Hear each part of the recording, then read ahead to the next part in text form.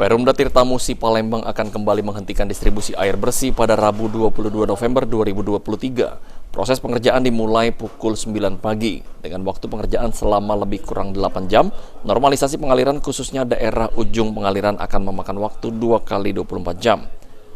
Di stopnya distribusi air bersih ini berdampak terhadap 23.000 pelanggan di unit pelayanan alang-alang lebar Palembang. Disampaikan oleh Cikmit, Direktur Operasional Perumda Tirta Musi, penghentian distribusi air bersih dilakukan lantaran adanya pekerjaan koneksi pipa diameter 700 mm steel dari Gandus ke pipa diameter 700 mm HDPE, Jalan Soekarno-Hatta, Palembang. Pada hari Rabu nanti, kami akan melakukan pemadaman pada jalur pipa transmisi kami, karena di situ ada koneksi dari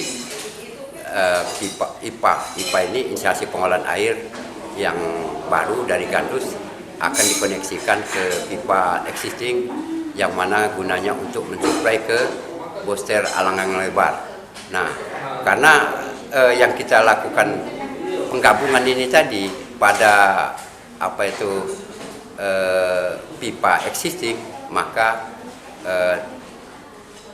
secara teknis harus dilakukan pemadaman. Selama waktu pelaksanaan pekerjaan tersebut mengakibatkan gangguan di unit pelayanan alang-alang lebar, yakni Jalan Perumnas Raya Talang Kelapa, Jalan Sultan Mahmud Badarudin 2 kiri.